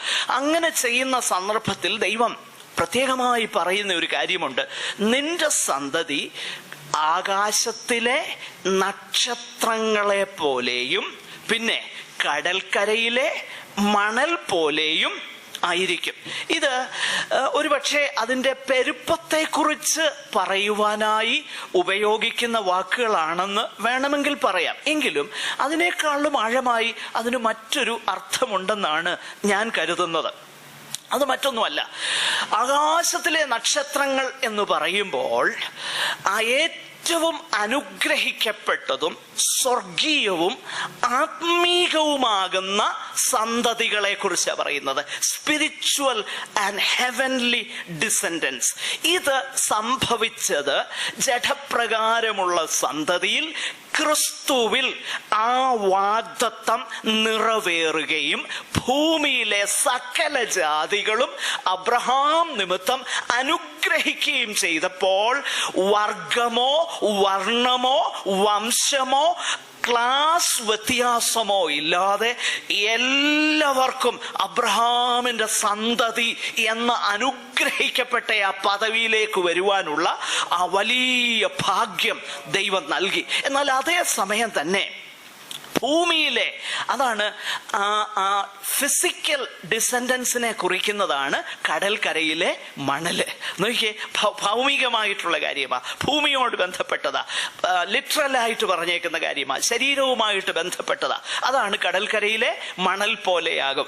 ആ ദൈവിക വാഗ്ദത്തവും ഉടമ്പടിയും ദൈവം ഒരിക്കൽ പറഞ്ഞത് ദൈവം നിശ്ചയമായിട്ടും നിവർത്തിക്കും എന്ന് തിരുവചനം നമ്മളെ പഠിപ്പിക്കുന്നുണ്ട്. ദൈവം തൻ്റെ ഈ ജാതിയോടുള്ളതാകുന്ന ഇടപാട് തീർന്നിട്ടില്ല എന്ന് നമുക്ക് മനസ്സിലാക്കാൻ കഴിയുന്നുണ്ട്. വിശേഷിച്ച് നമ്മൾ വരുന്ന ആഴ്ചകളിൽ അതിൻ്റെ 15, 16, 24, 25, അതുപോലെ 28, 31 ഈ വാക്യങ്ങളൊക്കെ പഠിക്കുമ്പോൾ ആ കാര്യം നമ്മൾ കുറച്ചുകൂടെ ആഴമായിട്ട് ആ വിഷയം ചിന്തിക്കുന്നതാണ്. 28-ാമത്തെ വാക്യത്തിലേക്കൊക്കെ വരുമ്പോൾ സുവിശേഷം സംബന്ധിച്ച് അവർ നിങ്ങൾ നിമിത്തം ശത്രുക്കൾ, തിരഞ്ഞെടുപ്പ് സംബന്ധിച്ചോ പിതാക്കന്മാർ നിമിത്തം പ്രിയന്മാർ, ദൈവം തൻ്റെ കൃപാവരങ്ങളെയും വിളിയെയും കുറിച്ച് അനുതപിക്കുന്നില്ലല്ലോ. നോക്കിക്കേ, ദൈവത്തിൻ്റെ കരുണ, ദൈവത്തിൻ്റെ അവിടുത്തെ നാമത്തിൻ്റെ ശ്രേഷ്ഠത എത്ര വലുതാ. ഒരിക്കൽ പറഞ്ഞത് അവരെല്ലാം അനുസരണക്കേട് കാണിച്ച് പിന്മാറിപ്പോയെങ്കിലും ദൈവം വിശ്വസ്തനായി പാർക്കുന്നു. അവൻ്റെ വിളിയെക്കുറിച്ചോ അവൻ്റെ കൃപാദാനങ്ങളെക്കുറിച്ചോ ഒരിക്കൽ പറഞ്ഞത് അനുതപിക്കേണ്ടതോ അതിനെ റിവോക്ക് ചെയ്യേണ്ടതിൻ്റെയോ ആവശ്യമില്ല എന്ന കാര്യം വളരെ വ്യക്തമാണ്. ഇത് ദൈവത്തോട് ശത്രുക്കളായി നിൽക്കുന്നത് ഈ റെമനന്റിനെ കുറിച്ച് അല്ലെങ്കിൽ ഈ ശേഷിത ഗണത്തെക്കുറിച്ചല്ല പറയുന്നത് എന്ന് നമ്മൾ മനസ്സിലാക്കണം. കാരണം അവര് ശത്രുക്കളല്ലല്ലോ, അവര് ദൈവത്തോട് മിത്രങ്ങളാണ് ശേഷിത ഗണം. എന്നാൽ ശത്രുക്കളെന്ന് വിശേഷിപ്പിക്കാൻ കഴിയുന്നത് ഇപ്പോൾ അവിശ്വാസികളായി നിൽക്കുന്നവരാണ്. അവരെ കുറിച്ചുള്ളതാകുന്ന ദൈവത്തിന്റെ കരുണയും കരുതലും. നോക്കിക്കേ, ദൈവം ഒരിക്കൽ ഒരു ഉടമ്പടി ചെയ്തത്, ദൈവം തന്നെ മനസ്സലിഞ്ഞിറങ്ങി വന്ന് കൽദയരുടെ ഊരിൽ വിഗ്രഹങ്ങളെ സേവിച്ചു കൊണ്ടിരുന്നപ്പം അവിടെ പ്രത്യക്ഷനായി, അവിടെ അബ്രഹാമിനെ വിളിച്ച് അവിടെ നിന്ന് അവനെ പുറപ്പെടുവിച്ച് എല്ലാം ദൈവം തന്നെ ചെയ്തിട്ട്, ദൈവം ഒരിക്കൽ തുടങ്ങിയതാകുന്ന കാര്യം ദൈവം ഫിനിഷ് ചെയ്യാതെ, ദൈവം പൂർത്തീകരിക്കാതെ ഇരിക്കുകയില്ല എന്നതിൻ്റെ ഏറ്റവും വലിയ തെളിവാണ് വംശീയ ഇസ്രയേൽ ഇന്നും ഈ ഭൂമിയിൽ ഉണ്ട് എന്നുള്ളത്. എൻ്റെ പ്രിയരെ, ദൈവത്തിൻ്റെ വചനം എത്ര സ്ഥിരമായതാ, ദൈവത്തിന്റെ വചനം എത്ര ഉറപ്പുള്ളതാ. ദൈവം ഒരിക്കൽ പറഞ്ഞത് മാറ്റാൻ അവൻ മനുഷ്യനല്ല എന്ന കാര്യം നമ്മൾ ഗ്രഹിച്ചു കൊള്ളണം. ഈ കാര്യം പൗലോസ് പറയുന്നു. ഒന്നാമത്തെ ചോദ്യം, did God reject his people? പറയുന്നു, നോ, ദൈവം അത് ചെയ്തിട്ടില്ല. ഞാനും ഇസ്രയേലിനല്ലോ, അബ്രഹാമിന്റെ സന്തതിയും ബെന്യാമീൻ ഗോത്രത്തിൽ നിന്ന് വന്നവനുമാണ്. രണ്ടാമത്തെ കാരണം അല്ലെങ്കിൽ രണ്ടാമത്തെ തെളിവ് ദൈവം തന്റെ ജനത്തെ റിജക്റ്റ് ചെയ്തിട്ടില്ല എന്നുള്ളതിന് പൗലോസ് ഹാജരാക്കുന്നത് രണ്ടാമത്തെ വാക്യമാണ്. അതിങ്ങനെയാണ്, the four knowledge of God. ദൈവം തന്റെ ജനത്തെ മുന്നറിഞ്ഞു. ദൈവം തന്റെ ജനത്തെ മുന്നറിഞ്ഞു. അതായത് ദൈവം തന്റെ ജനത്തെ തള്ളിക്കളഞ്ഞുവോ? ഇല്ല. തൻ്റെ ജനമെന്ന് വിശേഷിപ്പിക്കുമ്പോൾ ദൈവത്തിൻ്റെ വചനം എന്താണ് അർത്ഥമാക്കുന്നത്? തൻ്റെ ജനം എന്ന് വിശേഷിപ്പിക്കുമ്പോൾ ദൈവം സവിശേഷമായി സകല ജാതികളിൽ നിന്നും തനിക്ക് ഒരു പ്രത്യേക സമ്പത്തായിരിക്കേണ്ടതിന് ദൈവം തന്നെ ഇറങ്ങി വന്ന് തെരഞ്ഞെടുത്ത് മുൻ സ്നേഹിച്ച് വേർതിരിച്ചതാകുന്ന ആ ജനത്തെ തള്ളിക്കളഞ്ഞു? ഇല്ല. കാരണം ദൈവം അവരെ മുന്നറിഞ്ഞിരിക്കുന്നു. ആമോസിന്റെ പ്രവചനത്തിൽ ആ വാക്യം ഒന്ന് വായിച്ച് നമുക്ക് പെട്ടെന്ന് പോകാം. ഞാൻ പെട്ടെന്ന് ഈ ഭാഗങ്ങൾ പറഞ്ഞ് നമുക്ക് മുൻപോട്ട് പോകാൻ കഴിയുമെങ്കിൽ 10ാമത്തെ വാക്യം വരെ ഇന്ന് നമുക്ക് ചിന്തിക്കണം. ആമോസിന്റെ പ്രവചനം 3-ാം അധ്യായം അതിൻ്റെ 2ാമത്തെ വാക്യത്തിൽ അവിടെ നമുക്ക് കാണാൻ കഴിയുന്നത് ഈ ഫോർ നോളജിനെ കുറിച്ച്, മുന്നറിവിനെ കുറിച്ച് റോമാലേഖനം 8:29 പഠിച്ചപ്പോൾ നമ്മൾ അല്പമായി ചിന്തിച്ചതാ. ഫോർ നോളജ് അല്ലെങ്കിൽ മുന്നറിയുക എന്ന് പറഞ്ഞ വാക്കിന്റെ അർത്ഥം മുൻ സ്നേഹിക്കുക, വെറുതെ അറിയുക, ആ ഇന്റലക്ച്വൽ നോളജ് അല്ല, നേരെ മറിച്ച് മുൻ സ്നേഹിക്കുക, സ്നേഹിച്ച് കരുതി ഉടമ്പടി ബന്ധത്തിൽ ഏർപ്പെട്ട് തെരഞ്ഞെടുക്കുക എന്ന അർത്ഥമാണ് മുന്നറിവ് എന്ന വാക്കിനാൽ ദൈവവചനം നമ്മളെ പഠിപ്പിക്കുന്നത്. ആമോസ് 3:2 പെട്ടെന്നൊന്ന് വായിക്കാം. നോക്കുക, അവിടെ ദൈവം പറയുകയാണ്, ഭൂമിയിലെ സകല വംശങ്ങളിലും വെച്ച് ഞാൻ നിങ്ങളെ മാത്രം തെരഞ്ഞെടുത്തിരിക്കുന്നു. അപ്പോൾ ഇവര് ദൈവത്തിന്റെ തെരഞ്ഞെടുക്കപ്പെട്ട ഒരു ചൂസൺ പീപ്പിൾ ആണ്. അത് ദൈവത്തിന്റെ വചനത്തിൽ അത് വളരെ വ്യക്തമായിട്ട് കൺഫേം ചെയ്യുന്നത് നമുക്ക് കാണുവാൻ കഴിയുന്നുണ്ട്. ഞാൻ നേരത്തെ പറഞ്ഞല്ലോ, ഒരു ഭാവിയിലുള്ള എല്ലാവരും അങ്ങ് രക്ഷിക്കപ്പെടുമെന്നല്ല, എന്നാൽ ഭാവിയിൽ ദൈവം അവരോട് ചെയ്യാൻ പോകുന്ന കാര്യത്തെക്കുറിച്ച്. അപ്പോൾ ദൈവം മുന്നറിഞ്ഞു. രണ്ടാമത്തെ കാരണം, എന്തുകൊണ്ട് ദൈവം തന്റെ ജനത്തെ തള്ളിക്കളഞ്ഞിട്ടില്ല? രണ്ടാമത്തെ കാരണം, ദൈവം തന്റെ ജനത്തെ മുന്നറിഞ്ഞതാ, മുൻ സ്നേഹിച്ചതാ, അവരോടൊരു ഉടമ്പടി ബന്ധത്തിൽ ഏർപ്പെട്ടതാ. അതുകൊണ്ട് അവരെ തള്ളിക്കളഞ്ഞിട്ടില്ല. മൂന്നാമത്തെ കാരണം, ഇസ്രയേലിന്റെ അല്ലെങ്കിൽ മൂന്നാമത്തെ തെളിവ് ഇസ്രയേലിന്റെ ചരിത്രത്തിൽ നിന്നാണ് പൗലോസ് ഹാജരാക്കുന്നത്. അതിന്റെ 2ാമത്തെ വാക്യത്തിന്റെ 2ാം ഭാഗം മുതൽ 4ാം വാക്യം വരെയുള്ള ഭാഗത്താണ്. സ്തോത്രം. തൻ്റെ കാലത്തുള്ള ഇസ്രയേല്യരെ ദൈവം തള്ളിക്കളഞ്ഞു. ഇതാ പൗലോസിന്റെ പ്രശ്നം. അപ്പോൾ അതിന് പൗലോസ് ഹാജരാക്കുന്നതാകുന്ന ഒരു ചരിത്ര സംഭവമാണ് നമ്മൾ ഈ വാക്യഭാഗത്ത് വായിക്കുന്നത്. നമുക്ക് ആ സംഭവത്തിന്റെ പശ്ചാത്തലമൊക്കെ അറിയാം. ഏലിയാവിന്റെ കാലത്ത് സംഭവിച്ചതാകുന്ന ഒരു സംഭവമാണ്. ഏലിയാവ് ഒരു വലിയ പ്രവൃത്തി ചെയ്തു. ആ വലിയ പ്രവൃത്തി ചെയ്തപ്പോൾ ഏലിയാവ് തെറ്റിദ്ധരിച്ചു, ഒരു വലിയ ഉണർവ് ഇപ്പൊ തുടങ്ങാൻ പോകുക, ഒത്തിരി പേര് എൻ്റെ ഒപ്പം ഉണ്ടായിരിക്കും എന്നൊക്കെ കരുതി. പക്ഷെങ്കിൽ അങ്ങനെ സംഭവിച്ചില്ല. നേരെ മറിച്ച് ഏലിയാവിന് പെട്ടെന്ന് ഓടിപ്പോവേണ്ടതായിട്ട് വന്നു. അങ്ങനെ ഓടിപ്പോയിട്ട് നമ്മൾ 1 രാജാക്കന്മാർ അതിന്റെ 19-ാം അധ്യായത്തിലാണ് ഈ കാര്യം നമ്മൾ വായിക്കുന്നത്. അവിടെ ഓടിപ്പോയി ദൈവത്തിന്റെ സാന്നിധ്യത്തിൽ താൻ ചെന്ന് കഴിഞ്ഞപ്പോൾ ദൈവത്തോട് താൻ പരാതിപ്പെടുന്ന സംഭവമാണ് ഈ വേദഭാഗത്ത് പൗലോസ് എഴുതിയിരിക്കുന്നത്. ദൈവത്തോടുള്ള തന്റെ പരാതി എന്താ? താൻ ഇങ്ങനെയാണ്, എല്ലാവരും വിഗ്രഹാരാധികളായി തീർന്നു, എല്ലാവരും യഹോവയെ ആരും യഹോവയെ അന്വേഷിക്കുന്നില്ല. മാത്രമല്ല, ഞാൻ ഒരുത്തം മാത്രം ശേഷിച്ചേക്കുന്നു, ആ ശേഷിച്ചിരിക്കുന്ന എന്നെ ഇപ്പൊ അവര് കൊല്ലാനും പോകുകയാണ്. ഇതാണ് ഏലിയാവിന്റെ പരാതി. ഇങ്ങനെ താൻ പരാതിപ്പെടുമ്പോൾ ദൈവം പറയുന്ന മറുപടിയാണ് പൗലോസ് ഇവിടെ അടുത്ത തെളിവായിട്ട് ഹാജരാക്കുന്നത്. ആ വേദഭാഗം വളരെ ശ്രദ്ധേയമാണ്. എനിക്ക് ഭയങ്കര സന്തോഷം തോന്നി.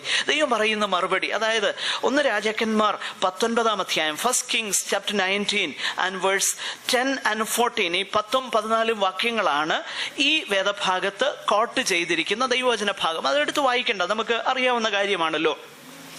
ഏലിയാവിനെ കുറിച്ചൊക്കെ നമ്മൾ ഒത്തിരി സാധാരണ കേൾക്കാറുള്ള വിഷയമല്ലേ. അതുകൊണ്ട് ആ ഭാഗം നമുക്ക് വളരെ ഫെമിലിയർ ആയതുകൊണ്ട് അതെടുത്ത് വായിക്കേണ്ട ആവശ്യമില്ല, നമുക്കറിയാം. എന്നാൽ ഇവിടെ പൗലോസ് ഈ പ്രത്യേക സംഭവം ദൈവത്തിന്റെ ഒരു പ്രത്യേക പ്രവൃത്തിയുമായിട്ട് ബന്ധപ്പെടുത്തിയാണ് താൻ കാണുന്നത്.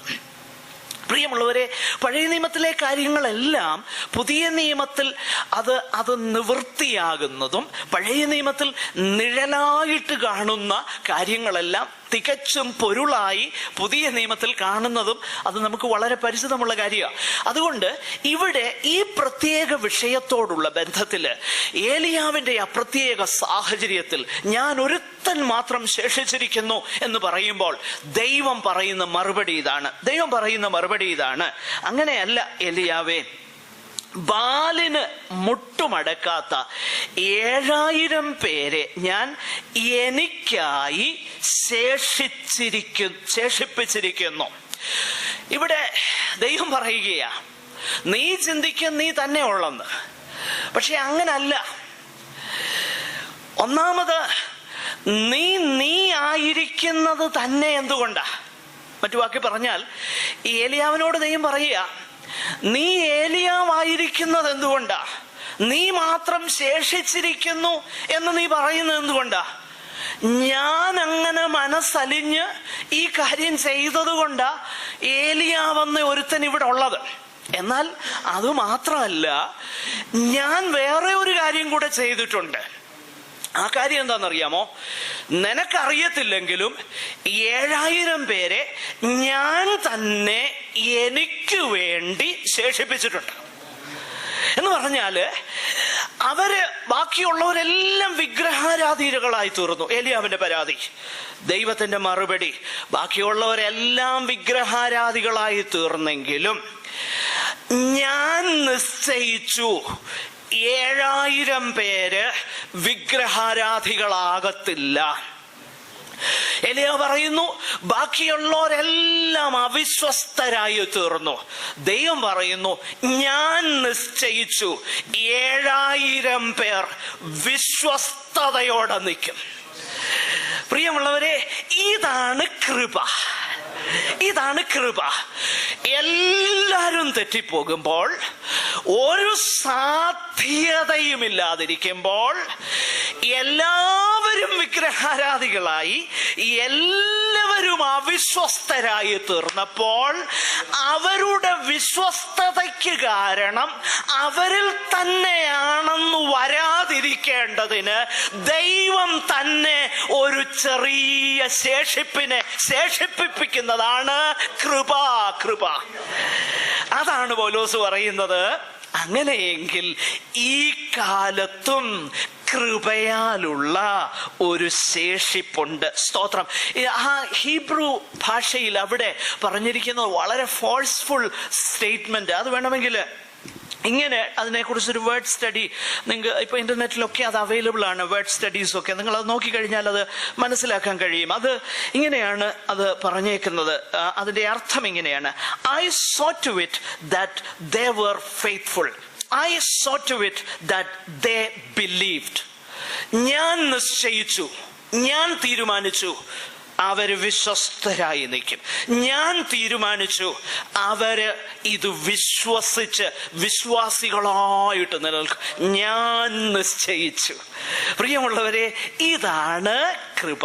അതാണ് പൗലോസ് ഇവിടെ പറയുന്നത്. പ്രിയമുള്ളവരെ, ദൈവം അന്ന് അങ്ങനെ ചെയ്തെങ്കിൽ എന്ന് വിശ്വസിക്കാൻ പ്രയാസമുള്ള ആ കാലഘട്ടത്തിൽ, യഹോവയുടെ ദാസനെന്നറിയപ്പെടുന്നവനെ കൊന്നുകളയുന്ന ആ കാലഘട്ടത്തിൽ, യഹോവ ഭക്തിയോടെ ജീവിച്ചാൽ കടം കയറി പട്ടിണി കിടക്കേണ്ടി വരുന്ന ആ കാലഘട്ടത്തിൽ, ഇതൊക്കെ വേദപുസ്തകത്തിലുണ്ട്, അറിയാമല്ലോ. ഒരു പ്രവാചക ശിഷ്യന്റെ ഭാര്യ എന്നിട്ട് എന്നാ പറഞ്ഞു എലീശായോട്? യഹോവ ഭക്തനായിരുന്നു നിന്റെ ദാസൻ, പക്ഷെ അവൻ എന്ത് ചെയ്തു? മരിച്ചുപോയി. ഇപ്പൊ കടക്കാർ വന്ന് എന്റെ കുഞ്ഞുങ്ങളെ നോക്ക്. അപ്പോ യഹോവ ഭക്തി സാധ്യമല്ലാതിരുന്ന, യഹോവ ഭക്തിക്ക് യാതൊരു അനുകൂല സാഹചര്യങ്ങളുമില്ലാതെ ഇരുന്ന കാലഘട്ടത്തിൽ, എല്ലാവരും ബാലിന്റെ പുറകെയും അശേരാ പ്രതിഷ്ഠയുടെയും പുറകെ പോയ ആ കാലഘട്ടത്തിലും ദൈവത്തിന് തൻ്റെ ശേഷിപ്പുണ്ട്. പ്രിയമുള്ളവരെ, അങ്ങനെയെങ്കിൽ ഞാൻ ഒന്നുകൂടെ ഒന്ന് പറയട്ടെ. പലപ്പോഴും നമ്മുടെ പോക്കൊക്കെ കാണുമ്പം, അതായത് ആസ് എ ജനറലായിട്ടാണ് ഞാൻ പറയുന്നത്, വലിയ വിഷമം തോന്നാറുണ്ട്, വലിയ സങ്കടം തോന്നാറുണ്ട്. ദൈവത്തെ ദൈവമെന്നോർത്ത് മഹത്വം കൊടുക്കുകയോ ദൈവമെന്നോർത്ത് അവനെ അന്വേഷിക്കുകയോ ചെയ്യാതെ, ദൈവത്തെ ഒരു മീൻസ് ആക്കുന്ന, ഒരു കേവലമാകുന്ന മാധ്യമമാക്കുന്ന, അതിനുവേണ്ടി ഉപവാസവും പ്രാർത്ഥനയും ആരാധനയും ഒക്കെ അതിൻ്റെ ഉപാധികളാക്കുന്ന ദുഷ്ടത നിറഞ്ഞ ഈ കാലഘട്ടത്തിലും ദൈവത്തെ സ്നേഹിക്കുന്ന കൃപയാലുള്ള ഒരു ശേഷിത ഗണമുണ്ടെന്ന് എനിക്കറിയാം, ദൈവമക്കൾക്കൊക്കെ അറിയാം. അതാണ് നമ്മുടെ പ്രതീക്ഷ. അത് കൃപയാല, അതെന്തെങ്കിലും പ്രവൃത്തിയുടെ അടിസ്ഥാനത്തിലല്ല, അതിൻ്റെ ഉറവിടം എന്നിലല്ല. ഞാൻ യഹോവ ഭക്തനായെങ്കിൽ അതിൻ്റെ കാരണം ഞാനല്ല, ദൈവത്തിന് എന്നോടുള്ള മഹാകൃപയാ. നിങ്ങൾ ദൈവത്തെ അന്വേഷിക്കുന്നെങ്കിൽ അതിൻ്റെ കാരണം നിങ്ങളിലല്ല, ദൈവത്തിൻ്റെ മഹാകരുണയാണ്, കൃപയാണ് എന്ന് നമ്മൾ തിരിച്ചറിയണം. പ്രിയമുള്ളവരെ, ഇതാണ് പൗലോസ് പറയുന്നത്. അങ്ങനെയെങ്കിൽ അന്ന് ദൈവം അത് ചെയ്തെങ്കിൽ ഇന്നും ദൈവം ചെയ്യാൻ വിശ്വസ്തനാണ്. അവന് ഗതിഭേദത്താലുള്ള ആച്ഛാദനമോ അവന് വികാരമോ ഇല്ല. There is no shadow of turning with him. He is the same yesterday, today and forever. അവൻ ഇന്നലെയും ഇന്നും എന്നേക്കും അനന്യനാണ്. അവിടുന്ന് യഥാവാനാണ്. അവിടുത്തേക്ക് മാറ്റമില്ല. അവിടുത്തെ വാക്കുകളൊക്കെ സ്ഥായിയായിട്ടുള്ളതാണ്. അതുകൊണ്ട് അന്ന് അവിടുന്ന് അത് ചെയ്തെങ്കിൽ ഇന്നും ചെയ്യാൻ വിശ്വസ്തന. ഇസ്രയേലിനോടുള്ള ബന്ധത്തിൽ അവിടുന്ന് അത് ചെയ്തെങ്കിൽ ദൈവസഭയോടുള്ള ബന്ധത്തിലും ദൈവം ചെയ്യുവാൻ വിശ്വസ്തനാണെന്ന് ദൈവത്തിന്റെ വിശ്വസ്തതയിൽ നമ്മൾ ആശ്രയിക്കേണ്ടിയിരിക്കുന്നു. കൃപയാലുള്ള ഒരു ശേഷിപ്പുണ്ട്. അപ്പോൾ മൂന്നാമത്തെ തെളിവ് പൗലോസ് പറയുകയാണ്. ഇസ്രയേലിന്റെ ചരിത്രം തന്നെ നോക്ക്, അത് നോക്കിയാൽ മനസ്സിലാകും ദൈവം എങ്ങനെയാണ് ഒരു ശേഷിപ്പിനെ ദൈവം ഉണ്ടാക്കിയത്. അങ്ങനെയെങ്കിൽ അത് ഇന്നും ചെയ്യുവാൻ ദൈവം വിശ്വസ്തനാണ്. ഇനിയും നാലാമത്തെ വിഷയം പൗലോസ് തുടർന്ന് പറയുന്നത് അത് കൃപയാലാണ് ഉള്ളതെന്നാണ്. അതിൻ്റെ 5ഉം 6ഉം വാക്യങ്ങളിൽ ആ കാര്യം പൗലോസ് വ്യക്തമായിട്ട് പറയുന്നുണ്ട്. ഈ ശേഷിപ്പിന്റെ പ്രധാനപ്പെട്ട സവിശേഷത എന്താ? അവരുടെ സവിശേഷത അവർ കൃപയാലാകുന്നു എന്നുള്ളതാണ്. അവർ ദൈവത്തിൻ്റെ ആ മുൻ നിർണയപ്രകാരം തെരഞ്ഞെടുക്കപ്പെട്ടവരാണ്. അവർ ദൈവത്തിന് അവരോടുള്ള പ്രത്യേക കരുണ നിമിത്തം അവരെ ദൈവം തെരഞ്ഞെടുത്തു. അങ്ങനെ തെരഞ്ഞെടുത്തെങ്കിൽ അതാണ് നാലാമത്തെ കാര്യം. നാലാമത്തെ തെളിവ് അത് കൃപയാലാണ്. ഒന്നാമത്തെ തെളിവ് ഞാനും ഇസ്രായേലിനല്ലോ.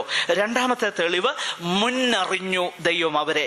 മൂന്നാമത് ഏലിയാവിൻ്റെ കാലത്ത് ദൈവം ഒരു ശേഷിപ്പിനെ ഉണ്ടാക്കിയിരുന്നു. നാലാമത് കൃപയാലാണ് ഈ ശേഷിപ്പുണ്ടായിരിക്കുന്നത്. ഇനിയും അതേ തുടർന്ന് അതിൻ്റെ 7-ാം വാക്യത്തിലേക്ക് കടന്നു വരുമ്പോൾ, ആകയാൽ എന്ത്? ഇസ്രായേൽ താൻ തിരഞ്ഞത് പ്രാപിച്ചില്ല.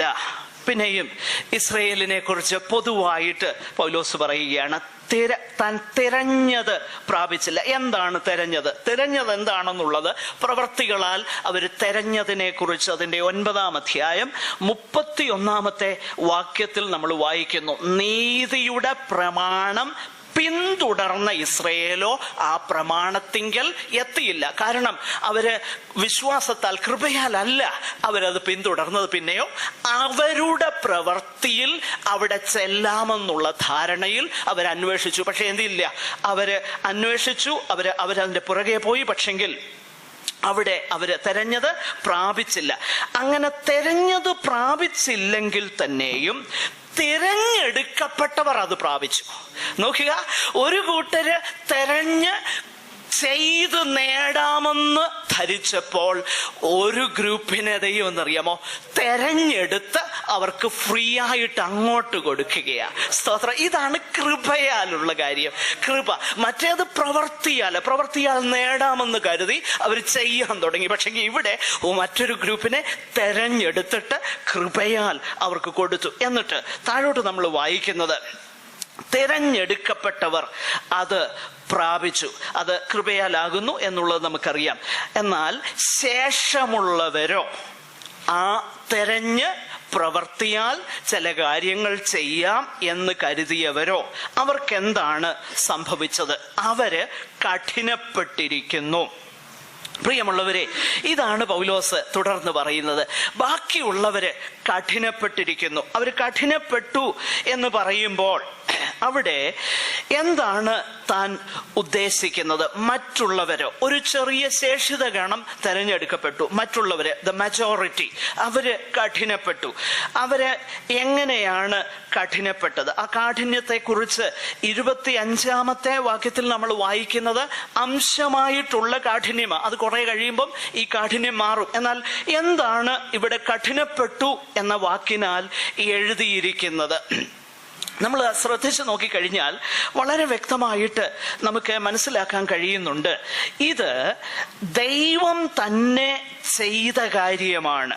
ദിസ് ഈസ് എ ജുഡീഷ്യൽ പ്രോസസ്സാണ്. ആ 9-ാം വാക്യം നമ്മൾ ശ്രദ്ധിച്ചാൽ അവിടെ നമുക്ക് കാണാൻ കഴിയുന്നുണ്ട്, അവരുടെ മേശ അവർക്ക് കണിയും കുടുക്കും ഇടർച്ചയും പ്രതികാരവുമായി തീരട്ടെ. അപ്പോൾ ദൈവം തന്നെ ചെയ്യുന്ന ഒരു പ്രവൃത്തിയായിട്ട് ചിലരെ ദൈവം കഠിനപ്പെടുത്തി. എന്തുകൊണ്ടാണ് ഈ ദൈവം ഇങ്ങനെ കഠിനപ്പെടുത്തിയത്? അതിനുള്ളതാകുന്ന കാരണമാണ് താഴോട്ട്, അല്ലെങ്കിൽ ഈ കഠിനപ്പെടുക എന്നുള്ളതിൻ്റെ പ്രായോഗികമാകുന്ന അർത്ഥം എന്താ?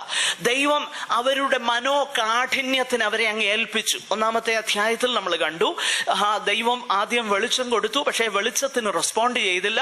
റെസ്പോണ്ട് ചെയ്യാതിരുന്നപ്പോൾ ആ വഴിയെ തുടരുവാൻ ദൈവം അവരെ അനുവദിക്കുന്നു. അങ്ങനെ അവർ കഠിനപ്പെട്ട് ശിക്ഷയ്ക്ക് അവർ പാത്രീഭൂതരായി തീരുന്നു. അതേ കാര്യം തന്നെയാണ് ഇവിടെ ദൈവം പറയുന്നത്. ഇത് പ്രായോഗികമായിട്ട് അത് പൗലോസ് തെളിയിക്കുവാനായിട്ട് 2 പഴയ നിയമ വേദഭാഗങ്ങൾ താൻ ഉദ്ധരിച്ച് അത് താൻ തെളിയിക്കുക. അങ്ങനെ അത് ഉദ്ധരിച്ച് തെളിയിക്കുമ്പോൾ ആ 2 വേദഭാഗത്തും പ്രധാനമായിട്ട് താൻ പറയുന്നതാകുന്ന കാര്യം, അവർക്ക് കാണാൻ കഴിയുന്നില്ല. അവർക്ക് കണ്ണുണ്ട്, പക്ഷെ ശരിക്ക് കാണാൻ കഴിയുന്നില്ല.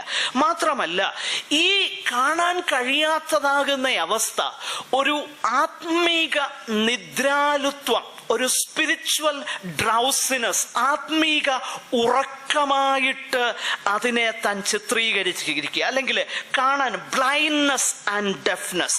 യെശയ്യാവിന്റെ പ്രവചനം 6-ാം അധ്യായം അതിൻ്റെ 9-10 വാക്യങ്ങളിൽ നമ്മൾ ഈ കാര്യം വായിക്കുന്നുണ്ട്. യെശയ്യാവിനോട് പറയുന്ന ഒരു കാര്യമുണ്ട്, നീ പോയി അവരോട് പറയുക. അങ്ങനെ പറയുമ്പോൾ ആ ശുശ്രൂഷയിൽ കൂടെ സംഭവിക്കുന്നത് എന്താ?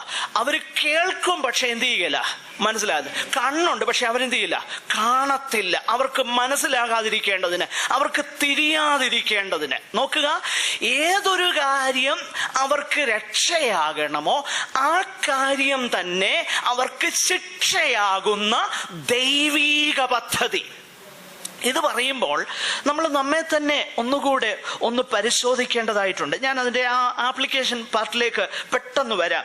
അതിനു മുൻപേ നമുക്ക് ഈ കാര്യം അത് വേദഭാഗത്തിൻ്റെ പശ്ചാത്തലത്തിൽ ഒന്ന് ചിന്തിക്കാം. ആവർത്തന പുസ്തകം 29-ാം അധ്യായം 1 മുതൽ 4 വരെയുള്ള വാക്യങ്ങളും യെശയ്യാവിന്റെ പ്രവചനം 29-ന്റെ 10-മാണ് പൗലോസ് ഇവിടെ ഒന്നിച്ച് ചേർത്ത് രേഖപ്പെടുത്തിയിരിക്കുന്നത്. ആവർത്തന പുസ്തകം 29-ന്റെ 1 മുതൽ 4 വരെയുള്ള വേദഭാഗവും യെശയ്യാവിന്റെ പ്രവചനം 29-ന്റെ 10-മാണ് ഈ വേദഭാഗത്ത്.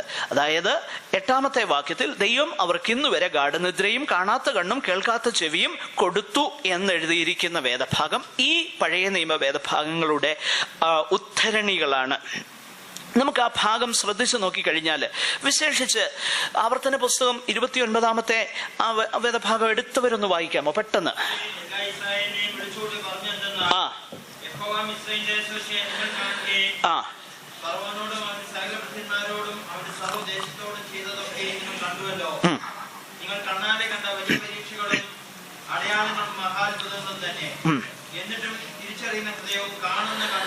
നോക്കുക, ഈ മഹാത്ഭുതങ്ങളെല്ലാം ഇവർ കണ്ടിട്ടും തിരിച്ചറിയാൻ ഇവർക്ക് കഴിയുന്നില്ല, കേട്ടു മനസ്സിലാക്കാൻ കഴിയുന്നില്ല. ഈ ഒരു പ്രത്യേക അവസ്ഥയിലേക്ക് ഇവർ വന്നു, ഒരു ഗാഢ നിദ്രയിലേക്ക് വന്നു, ഉറക്കത്തിലേക്ക് ഇവർ വന്നു. യെശയ്യാവിന്റെ പ്രവചനം 29-ന്റെ 10-ഉം ആ വേദഭാഗം ആദ്യത്തെ സെന്റൻസ് മാത്രം ഒന്ന് വായിക്കാം. യഹോവ ഗാഢനിദ്ര നിങ്ങളുടെ മേൽ പകർന്നു. മതി. അപ്പൊ അങ്ങനെ പകരാനുള്ള കാര്യം എന്നറിയാമോ? ആദ്യം ഇവര് അവരവരെ തന്നെ മരവിപ്പിച്ചത് കൊണ്ടാ സംഭവിച്ചത്. ഞാനത് വളരെ വ്യക്തമാക്കി പറയാനായിട്ട് താല്പര്യപ്പെടുകയാണ്. ഇവരെ സംബന്ധിച്ചിടത്തോളം പ്രിയമുള്ളവരെ, നാം ഒരു കാര്യം മനസ്സിലാക്കണം. ദൈവം നമുക്ക് തന്നിരിക്കുന്ന വെളിച്ചം, ദൈവം നമുക്ക് തന്നിരിക്കുന്നതാകുന്ന അവസരങ്ങൾ, ക്രിസ്തീയ ജീവിതത്തിന്റെ ശ്രേഷ്ഠത, ആത്മീക ജീവിതത്തിന്റെ മാഹാത്മ്യം, ദൈവവചനത്തിലെ സത്യങ്ങൾ, ദൈവവചനം എത്ര ടേസ്റ്റി ആണെന്ന് നമുക്ക് അറിയാനൊക്കെ തന്നിരിക്കുന്ന അവസരങ്ങൾ വിനിയോഗിച്ചില്ലെങ്കിൽ, കുറച്ചുനാൾ അങ്ങനെ നമ്മൾ പോയാൽ കുറെ കഴിയുമ്പോൾ മനസ്സിലാകും ഇതിനോടൊന്നും ഒരു ടേസ്റ്റുമില്ല. ഇതൊരു പതിവ് പരിപാടിയായി തീരും. God's word no longer thrills us. ഈ ഒരവസ്ഥയിലേക്ക് നമ്മൾ മാറ്റപ്പെടും. എൻ്റെ ബലമാകുന്ന സംശയം ഇന്ന് നമ്മുടെ സമൂഹത്തിൽ ഏറിയ പങ്കും ഈ ഒരവസ്ഥയിലേക്ക് മാറ്റപ്പെട്ടേക്കുക. എക്സ്പോസ് ടു ലൈറ്റ്, വെളിച്ചം കിട്ടി, പക്ഷെ എന്ത് ചെയ്തില്ല, വെളിച്ചം ഉപയോഗിച്ചില്ല. പ്രിയമുള്ളവരെ, നമ്മൾ ഭയത്തോടെ ഈ കാര്യം ചിന്തിക്കണം. ഞാൻ എന്തുകൊണ്ടാണ് ഇത് പറയുന്നത്? വേദപുസ്തകം ഇത് വളരെ വ്യക്തമായിട്ട് പറയുന്നുണ്ട്. പുതിയ നിയമത്തിൽ മറ്റൊരു വേദഭാഗം നമ്മളോടുള്ള ബന്ധത്തിൽ ഇതൊന്ന് പറഞ്ഞ് ഞാൻ അവസാനിപ്പിക്കാം. ഇത് ഇസ്രായേലിനെ കുറിച്ച് മാത്രം ചിന്തിക്കാതെ നമ്മളെ കൂടെ ഒന്ന് ഉൾപ്പെടുത്തി ഒന്ന് ചിന്തിക്കുക. അതാണ് നമുക്ക് ആവശ്യമായിരിക്കുന്നത്. എബ്രായ ലേഖനം 5-ാം അധ്യായം അതിൻ്റെ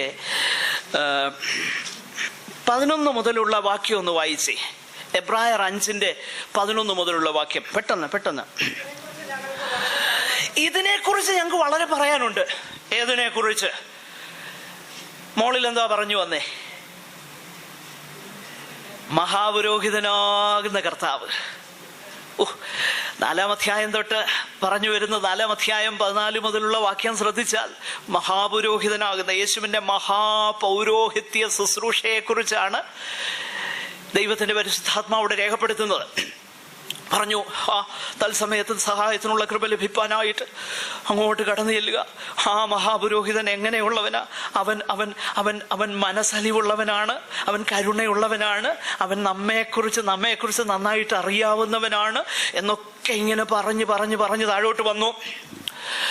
അങ്ങനെ പറഞ്ഞ് ഈ കാര്യം അങ്ങോട്ട് എക്സ്പ്ലെയിൻ ചെയ്തു വന്നപ്പം ദൈവത്തിൻ്റെ പരിശുദ്ധാത്മാവിന് മനസ്സിലായി, these words falling on deaf ears.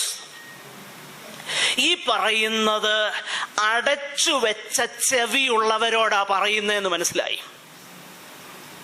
ഉടനെ പറയുകയാണ്, ഇതിനെക്കുറിച്ച് ഞങ്ങൾക്ക് വളരെ പറയാനുണ്ട്, പക്ഷെ നിങ്ങൾക്ക് എന്തോ സംഭവിച്ചു, കേൾപ്പാൻ മാന്യമുള്ളവരായി തീർന്നു. പ്രിയമുള്ളവരെ, ശ്രദ്ധിക്ക്. ഇന്ന് യേശുവിനെ കുറിച്ച് പ്രസംഗിക്കുന്നതിനു പകരം യേശുവിന് നമുക്ക് എന്തോ ചെയ്തു തരാമെന്ന് പറഞ്ഞാൽ അത് സന്തോഷകരമായിട്ട് തോന്നും. എന്നാൽ ആയിരങ്ങളിൽ 10,000-ങ്ങളിൽ അതിശ്രേഷ്ഠനാകുന്ന കർത്താവിനെ കുറിച്ച് വർണ്ണിച്ചാൽ നമ്മുടെ ഹൃദയം ത്രസിക്കുമോ? പഴയകാലത്തെ ഭക്തന്മാര് പാടിയത്, യേശുവിൻ ദിവ്യ സ്നേഹം എന്നോട് വർണ്ണിക്ക. Tell me the old story of Jesus and his cross. അതിനെക്കുറിച്ച് വർണ്ണിക്കാൻ പറഞ്ഞു. യേശുവെ പോലെയാകുവാൻ, യേശുവിൻ വാക്ക് കാക്കുവാൻ, യേശുവെ നോക്കി ജീവിപ്പാൻ ഇവയെ കാംക്ഷിക്കും. എന്നാൽ ഇന്നെന്നാ പാടുന്നേ? ഇന്ന് പാടുന്ന അതല്ല. ഭാര്യ അനുഗ്രഹിക്കപ്പെടും, ഭർത്താവ് അനുഗ്രഹിക്കപ്പെടും, കടം വാങ്ങത്തില്ല, പിന്നെ ഉയർച്ച തന്നെ എന്നും ഉണ്ടാകും, എന്നോ സന്തോഷമാ. എവിടാ സംഭവിച്ചതെന്നറിയാമോ? ഇത് കേട്ടാ മാത്രം ഇന്ന് ത്രസിക്കും. കാരണം ഇതാണ് സംഭവിച്ചത്. ഏത് സംഭവിച്ചു? ദൈവം അവർക്ക് ഇന്നുവരെ ഗാഢനിദ്രയും കാണാത്ത കണ്ണും കേൾക്കാത്ത ചെവിയും കൊടുത്തു. മിസ്രയീമിൽ തന്റെ വീര്യഭുജം കൊണ്ട് വിടുവിച്ചു കൊണ്ടുവന്നു. ചെങ്കടൽ കൊണ്ടുവന്നു. ഉടനെ ചോദിച്ചു, ചെങ്കടലൊക്കെ ഛേദിച്ചു കൊണ്ടുവന്ന് ശരിയാ, പക്ഷെ മന്ന തരാൻ പറ്റുമോ? പിന്നെ പറഞ്ഞു, ഇറച്ചി തരാൻ കഴിയുമോ? നോയിക്കേ, ഇതാ സംഭവിച്ചത്. ഈ കാര്യമാണ് മോശെ അവരോട് പറയുന്നത്. ഇന്നുവരെ നിങ്ങൾ ഇതെല്ലാം കണ്ടു. എൻ്റെ പ്രിയരെ, കർത്താവിനെ കുറിച്ച് ഒന്ന് ധ്യാനിക്കുമ്പോൾ, യേശുവിനെ ഉയർത്തുന്നത് കേൾക്കുമ്പം ഹൃദയത്തിൽ സന്തോഷം തോന്നുമോ? യേശുവിനെ ഒരു വിൽപ്പന ചരക്കാക്കുമ്പം ഹൃദയത്തിൽ ദുഃഖം തോന്നാറുണ്ടോ? കൃപാവരങ്ങളെ വിൽപ്പന ചരക്കാക്കുമ്പോൾ ദുഃഖം തോന്നാറുണ്ടോ? അതോ അതിൻ്റെ ഒപ്പം ചേർന്ന് നാം ആ ഒഴുക്കിൽ പോകുകയാണോ? ഇതാ സംഭവിക്കാൻ പോകുന്നത്. ഇസ്രയേലിന് സംഭവിച്ചത് ഇന്ന് നമുക്ക് സംഭവിക്കാൻ പോകുകയാ. കേൾക്കാത്തതാകുന്ന ചെവിയും കാണാത്തതാകുന്ന കണ്ണും ഗാഠനിദ്രയും ഒരു സ്പിരിച്വൽ സ്റ്റുപ്പോറിലേക്ക് അവർ പോകുകയാ. കാരണം എന്തോ പറ്റി? വെളിച്ചം കൊടുത്തു, പക്ഷെങ്കിൽ അത് അംഗീകരിക്കാൻ അവർക്ക് മനസ്സില്ല. അതുകൊണ്ട് എന്ത് സംഭവിച്ചു? അവരുടെ മേശ അവർക്ക് കണിയും കുടുക്കും ഇടർച്ചയും പ്രതികാരവുമായി തീരട്ടെ. അവരുടെ കണ്ണ് കാണാതെ വണ്ണം ഇരുണ്ടു പോകട്ടെ. അവരുടെ മുതുക് എല്ലായ്പ്പോഴും കുനിയിക്കണമേ. സ്തോത്രം.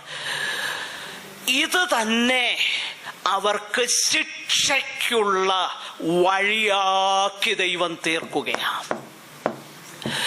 നമുക്കറിയാം, കർത്താവിൻ്റെ മേശയെങ്കിലെ ശുശ്രൂഷയ്ക്ക് നമ്മളൊരു കാര്യം പറയാറുണ്ട്. എന്താണെന്നറിയാമോ? ഇത് ഹേതുവായി നിങ്ങളിൽ പലരും ബലഹീനരും അനേകരും എന്ത് ചെയ്യും? നിദ്ര കൊള്ളും.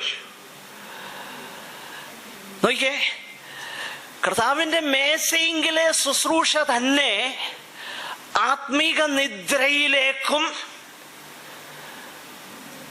ബലഹീനതയിലേക്കും രോഗത്തിലേക്കും നയിക്കുന്നു. നന്മയായി വരേണ്ടത്, മേശ എന്നുള്ള വാക്കിനാൽ ദൈവത്തിന്റെ വചനം അർത്ഥമാക്കുന്നത് God's nourishing provision for them. അത് ദൈവം അവർക്ക് കൊടുത്തു. പക്ഷെ അതിപ്പോ എന്തായി തീർന്നേക്കുക? അത് കണിയും കുടുക്കും ഇടർച്ചയും പ്രതികാരവുമായി തീരട്ടെ. ശേഷമുള്ളവരോ കഠിനപ്പെട്ടു. എന്തുകൊണ്ട് കഠിനപ്പെട്ടു? ലഭിച്ച വെളിച്ചം അവർക്ക് സന്തോഷത്തോടെ അംഗീകരിച്ച് അതിൽ ആനന്ദിക്കാൻ കഴിയാത്തത് കൊണ്ട് ഇന്ന് കഠിനപ്പെട്ടിരിക്കുക. ഇന്ന് എന്തുകൊണ്ടാണെന്നറിയാമോ? ഒത്തിരി കാര്യങ്ങളൊക്കെ സംഭവിക്കും. നമ്മൾ ചിന്തിക്കുക, എന്നാ ഇതൊക്കെ ഇങ്ങനെ ഈ നില പോകുന്നത്? കാരണം ഇതാ, വെളിച്ചം ദൈവം കൊടുത്തു. വെളിച്ചത്തോട് പോസിറ്റീവ്ലി റെസ്പോണ്ട് ചെയ്യാൻ മനസ്സില്ല. ദൈവം പറഞ്ഞു, ഓക്കെ, നിന്റെ ഈ വഴി തന്നെ നടന്നു, നീ ഇന്ന് ചെയ്യുന്നത് തന്നെ ചെയ്തു. കഠിനപ്പെടുകയാണ്. പ്രിയമുള്ളവരെ, നമുക്കൊരു നിമിഷം നമ്മെ തന്നെ ഒന്ന് പരിശോധിക്കാം. ഹല്ലേലൂയ. കേൾപ്പാൻ മാന്യമുള്ള, കാണാൻ കഴിയാത്ത ഗാഠനിദ്ര വരുന്ന ഒരു ആത്മീക അവസ്ഥയിലാണോ നമ്മളായിരിക്കുന്നത്? നമുക്കൊന്ന് ഉണരാനായിട്ടുള്ള കാലം അതിക്രമിച്ചിരിക്കുക. ദൈവത്തിന്റെ കൃപയാൽ, കരുണയാൽ ചാവാറായ ശേഷിപ്പുകളെ ശക്തീകരിച്ച് കർത്താവിന് വേണ്ടി നിലനിൽക്കാം. ഹല്ലേലൂയ. ഇസ്രായേൽ എന്നുള്ളത് ദൈവത്തിന്റെ ടൈം പീസാ, ദൈവം ചെയ്ത പ്രവൃത്തി. അങ്ങനെയെങ്കിൽ നമ്മുടെ കർത്താവ് വരാൻ പോകുകയാ. കാലം ഇനിയും അധികമില്ല. കാലം വളരെ അതിവേഗം അതിൻ്റെ പരിസമാപ്തിയിലേക്ക് വന്നുകൊണ്ടിരിക്കുകയാണ്. ദൈവം കരുണയാൽ, കൃപയാൽ ചിലരെ തെരഞ്ഞെടുത്ത് ദൈവം വേർതിരിച്ചതുപോലെ നമ്മോടും കരുണ തോന്നിയെങ്കിൽ നമുക്കത് അനുഗ്രഹമായി വരേണ്ടതിന് നമ്മെ തന്നെ ദൈവസന്നിധാനത്തിൽ സമർപ്പിക്കാം. നമുക്ക് പ്രാർത്ഥിക്കാം. സഹോദരന്മാരിലൊരാൾക്ക് യേശു ക്രിസ്തുവിന്റെ കൃപയും പിതാവായ ദൈവത്തിന്റെ സ്നേഹവും ആശ്വാസപ്രദമായ പരിശുദ്ധാത്മാവിന്റെ കാവലും സഹവാസവും കൂട്ടായ്മയും നമ്മളോരോടും നാം പ്രാർത്ഥിച്ച എല്ലാ വിഷയങ്ങളോടും ലോകപാടുള്ള സകല വിശുദ്ധന്മാരോടുകൂടിയും ഇപ്പോഴും എന്നേക്കും ഉണ്ടായിരിക്കുമാറാകട്ടെ. നമ്മുടെ കർത്താവായ യേശു ക്രിസ്തു മുഖാന്തരം നമുക്ക് ജയം തന്ന ദൈവത്തിന് സ്തോത്രം ചെയ്യാം. Hallelujah, hallelujah, hallelujah. Thank you all. God bless you. ദൈവം എല്ലാവരെയും സഹായിക്കട്ടെ.